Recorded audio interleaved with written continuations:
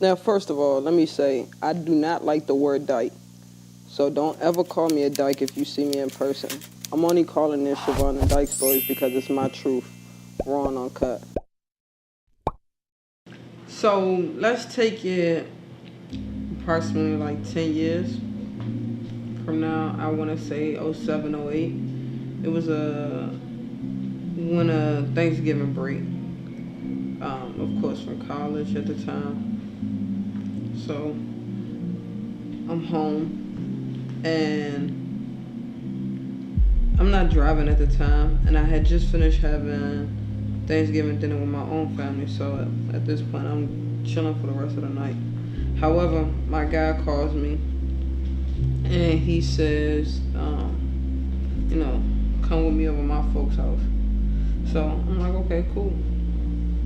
So again, I ain't driving, so he comes, picks me up, and as we're driving, I'm kind of listening in on his conversation, not just to be nosy, but some of his conversation is kind of like sparking my attention because of what I'm hearing. So I can definitely tell based on I can tell on his side of the conversation that he was talking to a female and a female family member. So I could tell that the conversation was, him bringing a female to dinner, and maybe they probably were thinking that, it was a girlfriend type of ordeal thing. And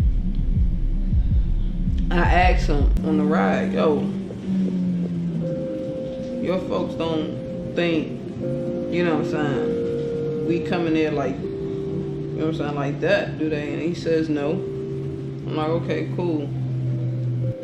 So we get there, and upon arriving, one female, very large female in particular, she yells, "You didn't say you was bringing this dyke to the house." And immediately my insides just flushed, like,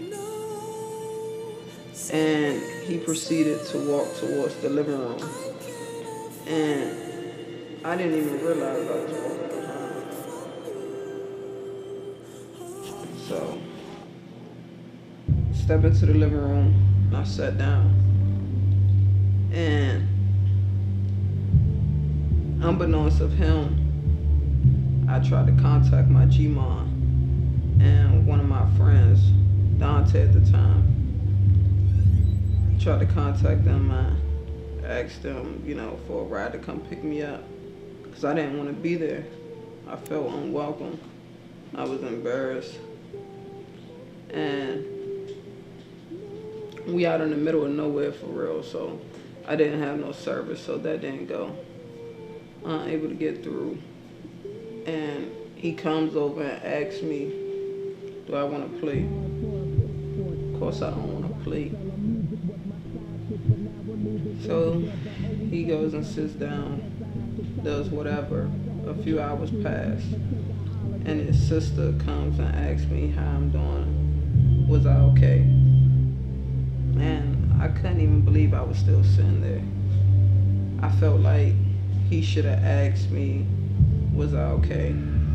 Was I comfortable? That I want to go home? But none of that happened. Or at least apologize on behalf of his family. But we stayed there.